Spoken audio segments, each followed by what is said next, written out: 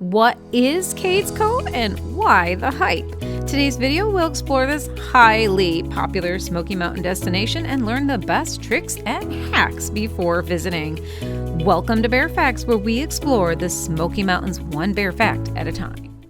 Whenever I talk about the Smoky Mountains, people often ask, well, what should I do when I'm there? And the thing is I always have to stop and think about it because I really don't know. I don't know what to tell people because some people will love an experience and other people are like, this was boring. And Cades Cove is one of those places that seems to either have that reaction with people. They either love the place or they're like, why would you do that on your vacation? And there's definitely a lot more people that seem to really enjoy Cades Cove, but there's a reason why there's other people that leave and say, I really wish I'd not done that. And this video is going to help you maybe try to prevent you from having that negative reaction, because if you are told ahead of time what you're going to experience, you might be able to enjoy it way more. So here's a virtual guide of the tips and things that you can do to help you enjoy a Cades Cove experience more. And also, I'm going to help you decide whether it's worth you even bothering, because this might be one of those places that just would not be something you'd enjoy. So first, let me tell you what Cades Cove is, because unless you've been to the Smoky Mountains, you might not even have a clue what I'm talking about. Cades Cove is, or at least was, a thriving farming community tucked into a valley inside the Great Smoky Mountain National Park. When the national park was established in 1934, the community and its residents were bought out and the park took over all of the lands, buildings, and even churches and cemeteries that were left. Now, the park manages over 80 buildings, 3 of which are churches, and over 11 known cemeteries. After the park was established, they then created an 11-mile loop road within what used to be the farming community. This 11-mile loop road is what draws in most visitors. The road was created for visitors to explore the cove and access its many trails, buildings, and other scenic backdrops. Before the road was put in, residents had many other routes and trails that they used to come and go. Many of the walking and hiking trails that you find now are actually trails that the early farmers actually used. There are actually only 2 roads left over that vehicles can still drive on that are remnants of the past. We'll talk about that in a bit. Now, I'm going to refer to this video as a survivor's guide because first thing first, I am going to talk about all the things you should know before trying to visit this park, because there are actually a lot of little tricks and hacks that are kind of important for visitors, and it might actually make your life a little bit easier if you know them beforehand. At the second half of this video, if you're extremely interested in all the buildings, I will do an entire loop around the 11 loop road and share with you all the buildings that you will see along the way. So first, let's talk about where Cades Cove is, because if you don't know where it is, you can't find it. Cades Cove is actually pretty close to Townsend, but it can be reached by Gatlinburg by getting on Route 73. The trip to Cades Cove from Gatlinburg is very scenic as you follow Route 73, about 20 some miles, before it turns off on Laurel Creek Road, and then you drive another 7 miles. The average time to get to Cades Cove from Gatlinburg or parts of Pigeon Forge is about an hour. So if you did the math, you're like, wait, it's going to take an hour to drive 30 miles? Yes, it will take an hour to drive 30 miles. One, the park's average speed is 30 miles an hour. And another thing is that you're in a park and you're with people who are there to see the scenes and the views and the vistas, and they take their time. So if you're going to Cades Cove, anticipate an hour drive in the minimum. So there's my first survivor's guide hack. Be patient, because if you're in a hurry, you're going to the wrong place, because this place is not about rushing through and getting to see it quickly. No, you're there for the long haul. But don't rush anyway. I mean, it is quite a beautiful drive to get there, and along the way, you actually get to see most of the West Prong Little River and all its tributaries, creeks, and mountain runoffs along the way. So it's quite nice, and there's a lot of places that you should stop and pull over and just enjoy it. As you travel this road, you might see park guests enjoying these waterways. People often actually go tubing, swimming, or fishing along this road.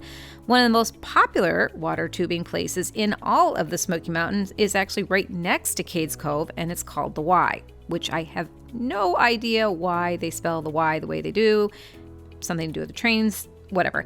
Anyway, but this actually is where the bend in the river slows down, and it's wide and a lot better for people to go water tubing. So this is actually a very popular place to do that. And it's just out of Townsend before you head into the Cades Cove turnoff. Just be aware that Cades Cove is actually pretty deep in the park, and it can take you a lot longer than you think it should. But that is the nature of the beast.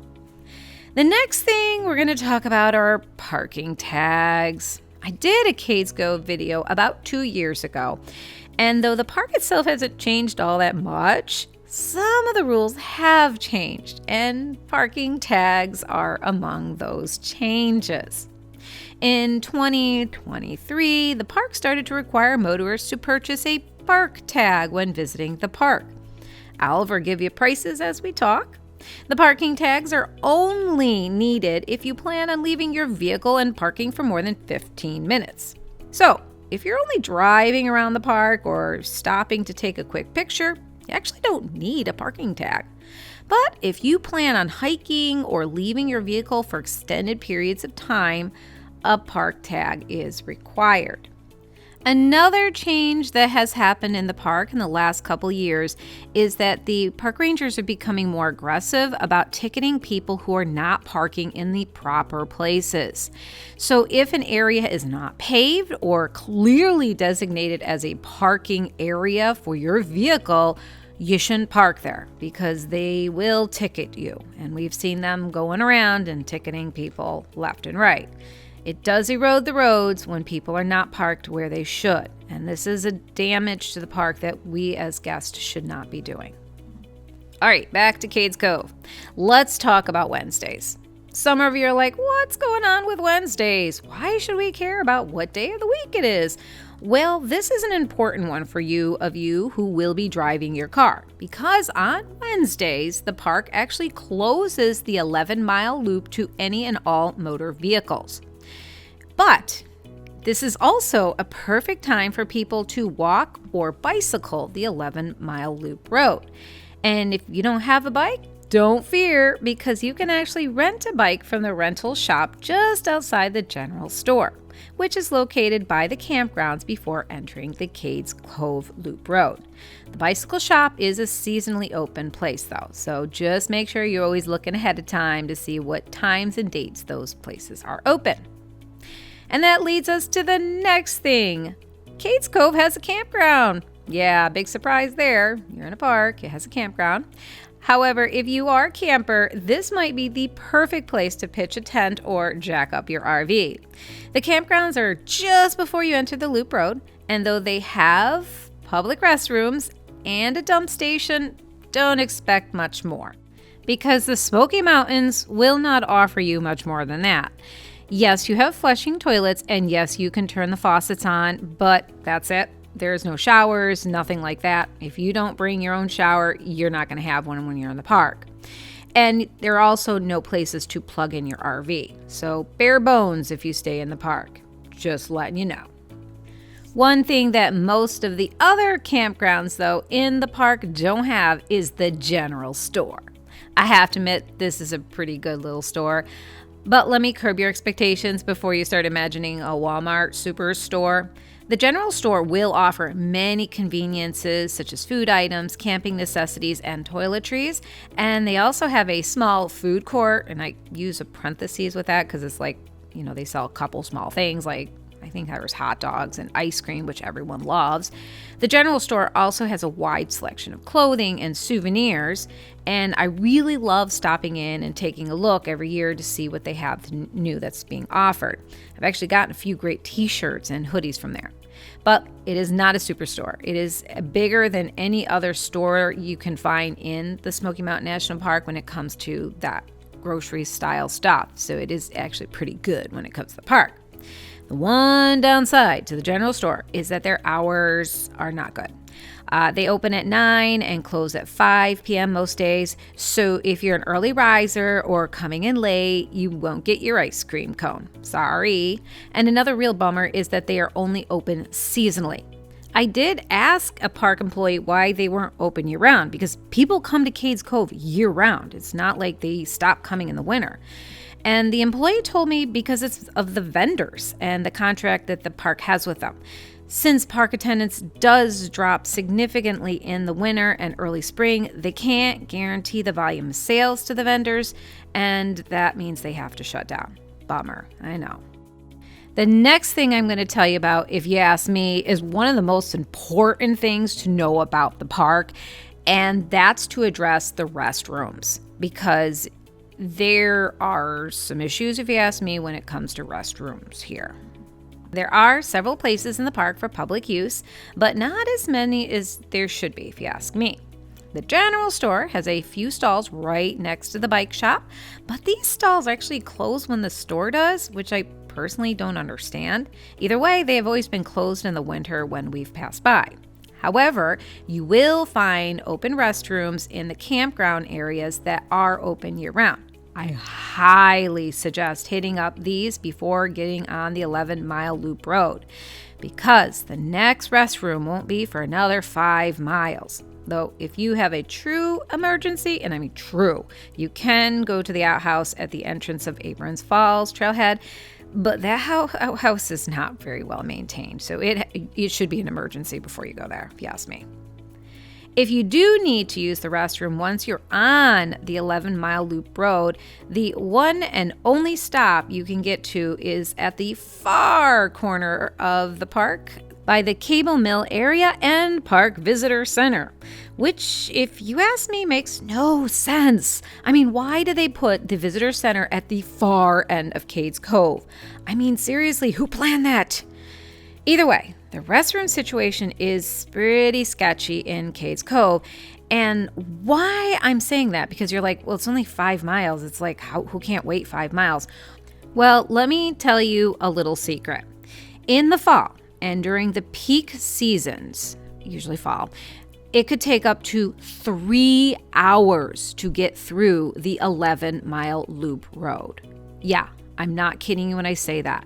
So if you didn't use the restroom before you entered that park, if it is that bad, you can be sitting there for an hour and a half trying to get to that 5-mile point to go to the restroom. So this is why I always tell people, go to the restroom before getting on the 11-mile loop road, because you never know if you're going to get stuck on that road for an extended period of time. And there is only one real restroom on the entire loop. Now, to be fair, the park will warn guests if traffic is that bad before you enter the loop road. So if you do see the warning sign or the flashing sign that's saying that the traffic is very backed up, you actually have 3 choices before you enter the loop. 1, you can turn around and make sure you use the restroom before heading back onto the loop, because you've already driven an hour to get here. You might as well enjoy the loop road. The next thing you could do is park your car and walk it, because it is a very walkable trail. It's very easy to walk. It's just a long walk. And if you are capable of doing it, you might actually beat the traffic. That's kind of how slow it can get on those days. Now, obviously, the third option is you can turn your car around and leave and come back another day. And this is where those Wednesdays can come into play, because then you can come back and rent one of the bikes and bike the trail as well. So there's other options as well as just sitting in traffic on those really busy days. You will see that kind of traffic on most long holiday weekends, and especially in the fall. Most of the time, the average drive around the 11-mile loop road is actually still about an hour. And there's a couple reasons for this. So let me explain how or why this happens. First, it is a one-way road. Once you hit the loop road, you cannot pass other motorists. You are kind of stuck with whoever you're behind. All right, unless they pull over or you pull over, it is a one-lane road and there's no chances or opportunities to just pass someone who's going slow. Now, the next question is, why are people going that slow? And here's the reason. One of the number one reasons people come to Cades Cove is to try to spot the wildlife. It is very common to see deer, turkey, coyote, fox, and many blackbirds when driving the 11-mile loop road. But what most people are really excited about seeing or spotting are the local residents, the black bear. I guarantee you, if you see someone pulled over, it's because they think they spotted a bear or another animal that lives in the cove. And once one person stops, everyone stops, and all of a sudden you have a backed up traffic situation, which is why the 11 miles can now take over an hour to do. So if you're in a hurry, or if you know that you are an impatient driver, Cades Cove is not going to be an enjoyable experience for you. This is a place where people go and they're taking their time and they're enjoying the scenery, and you just have to get in the right mindset when you head that way, that you know that this is what you should anticipate. If you luck out, you might come in a day where people are kind of moving through and there's no wildlife, which would suck because then you don't see the wildlife. So, it is what it is.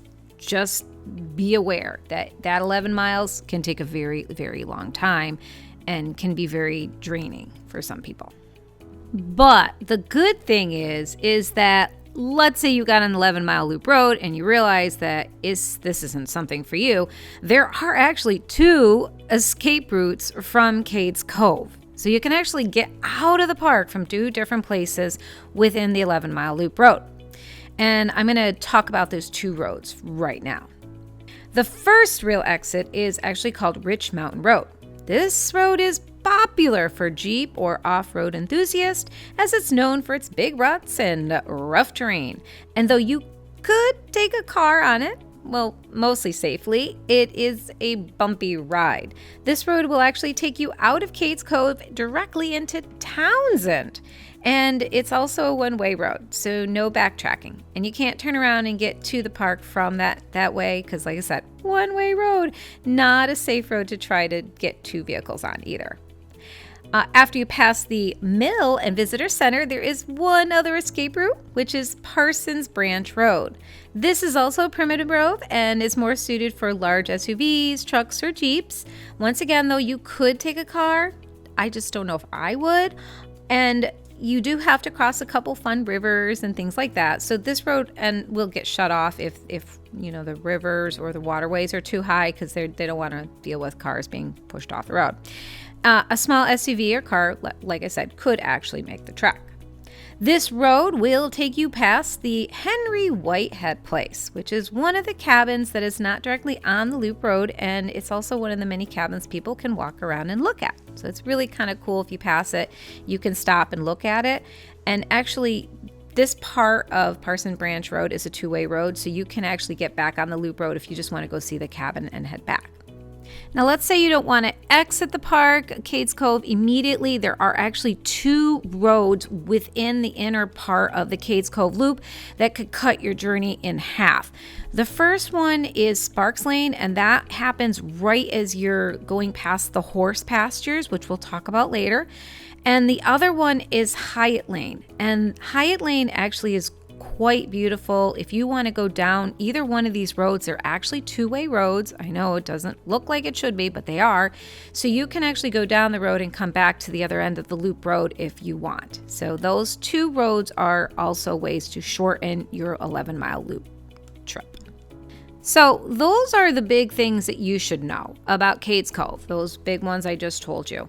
And now let's go into the second half of our video and talk about what is there to actually do if you are visiting Cades Cove.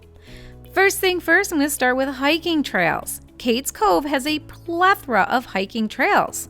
7 of these trails are accessible from the 11-mile loop road. Most of the trails were actually important paths that the early settlers used to access other towns and settlements in the area.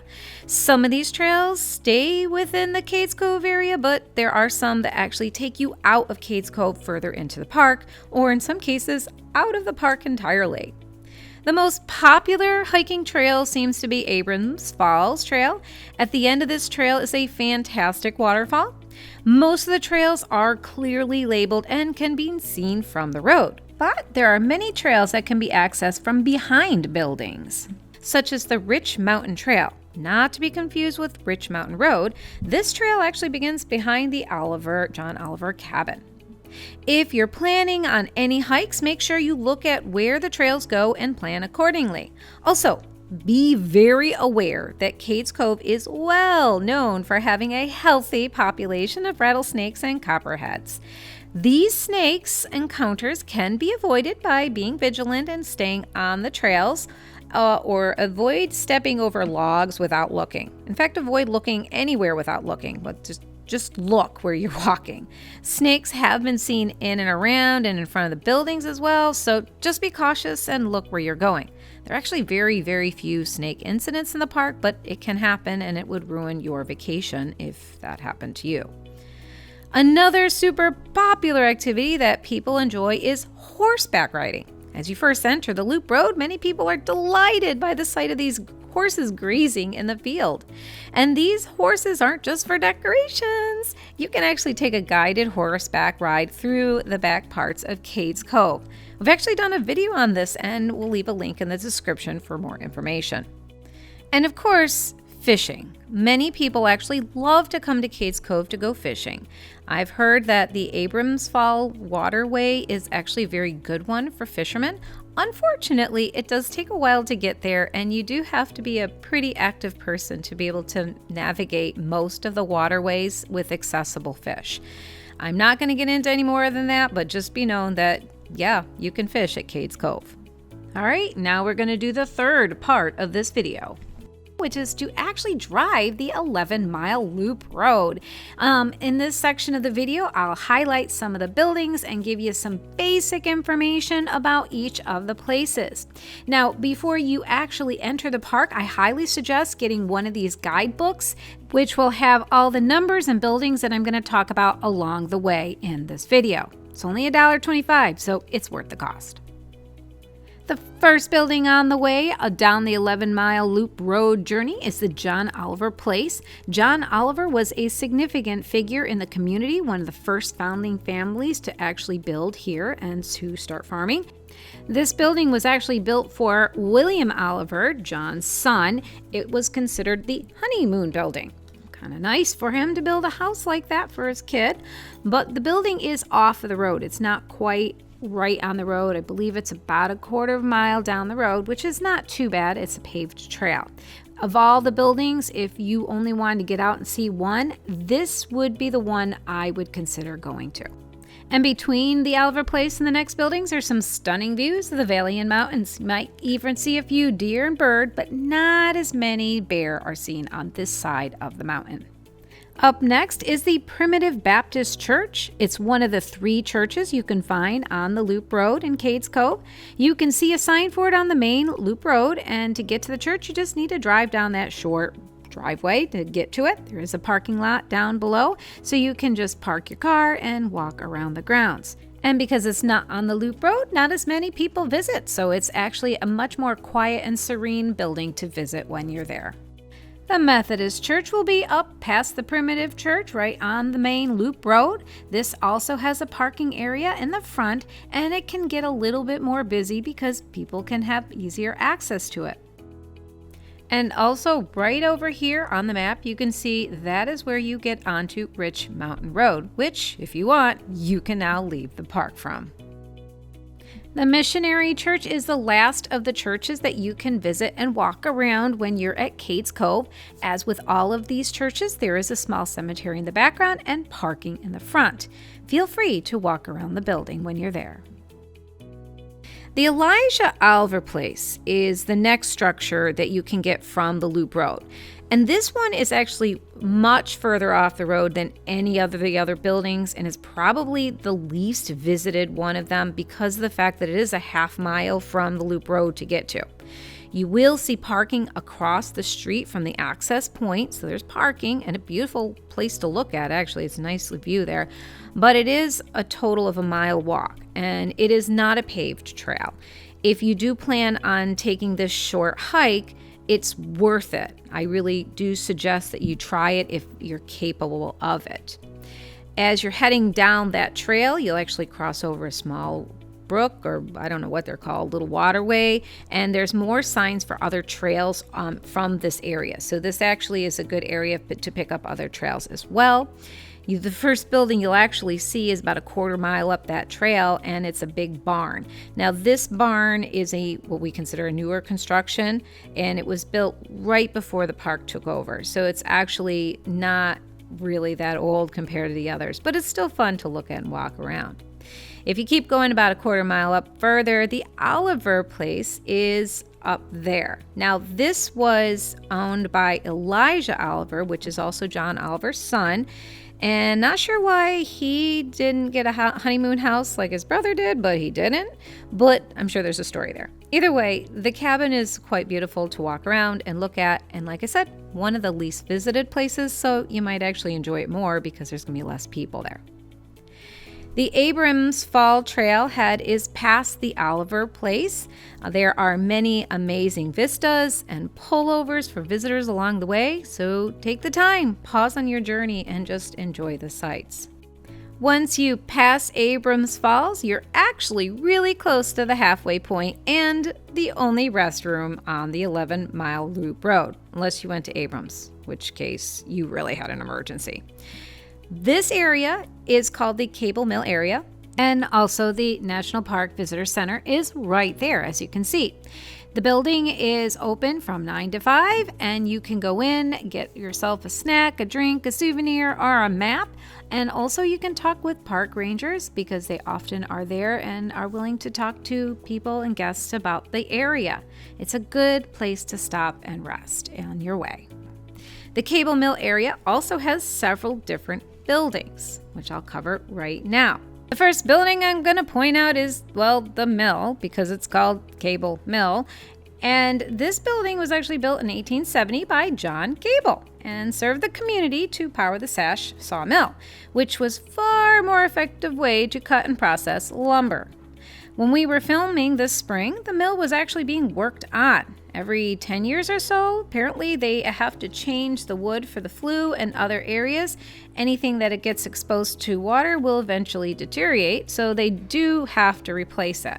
Sorry to say, but the flue and many pieces of the wood in some of these buildings are not original, but they have tried to keep to the original design. In the back area of the mill, you'll find a few other structures, including the Gregg Cable House, which is believed to be one of the first all-frame houses built in the 1880s. Most of the other constructions in Cades Cove are all tongue and groove, meaning they did not use any source of metal to construct it. So this is actually a unique house in the area. As you pass the mill, you'll finally see the sign for Parsons Branch Road, and also that's the Henry Whitehead Place right down there. If you do decide to go down there to look at that cabin, you are welcome to do that and come back. However, once you pass the cabin, it's a one-way road to the Tail of the Dragon, which is way out in the middle of nowhere, but you can leave the park that way. Past the Cable Mill area, you'll find a little side road that takes you to a cemetery. And then if you just keep going past the cemetery, there is a sign for the Shields family. This is just a walking trail. There are no buildings left standing in this area. The Dan Lawson House is the next actual building you will encounter past the mill. And this is where the Hyatt Lane Road ends up. As you recall, I talked about the Hyatt Lane. It could be a shortcut through the middle of the park. It is quite scenic and very beautiful, and it is also a two-way road. So if you want to go back to the cable mill for some reason, you can go back up that way and go back around. Another thing to note is that on this end of the loop road, we normally see the most animal activity. Bear, deer, other animals often seem to be on this side. It just could be because that's when we're visiting and that's the side they're on, but that seems to be what we've noticed. All right, by now many people are tired and ready to leave, and you do not have any energy left to explore any of these other buildings. But if you do, you still have a couple more opportunities to explore 2 more building structure areas. The first one is the Tipton Place. The Tipton is one of the largest grouping of structures in the Cades Cove area. And it's a little harder to find parking here. And you will also notice there's a lot of traffic backed up because, like I said, there's more bear sightings. So every time we've come around this area, it seems that traffic is backed up.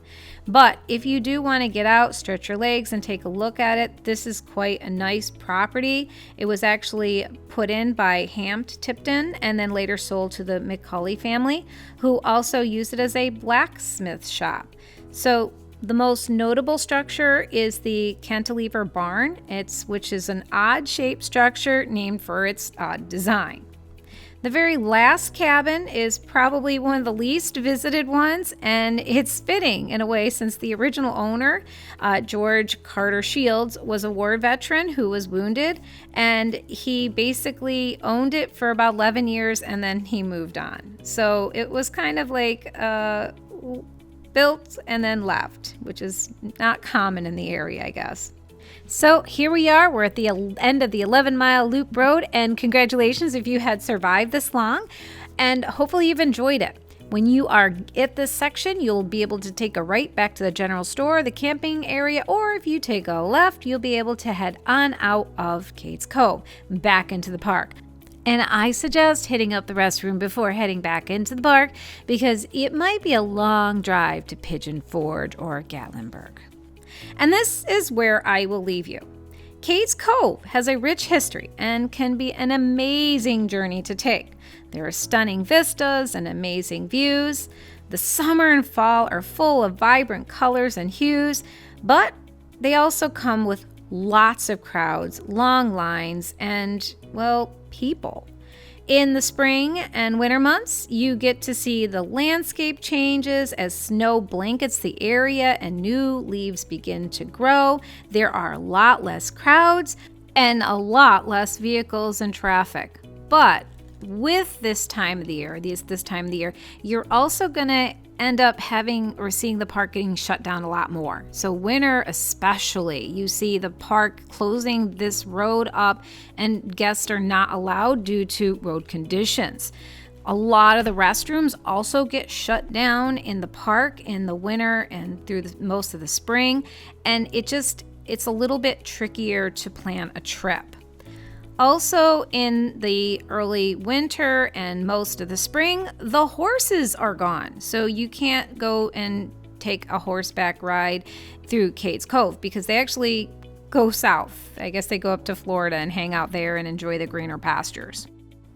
All right, there it is. I've given you all the bear facts that I have about Cades Cove. Obviously, there's a lot more to be had, but at least you have enough information to help make up your mind. Is it worth going to Cades Cove? Is this something that you think is worth putting on your list?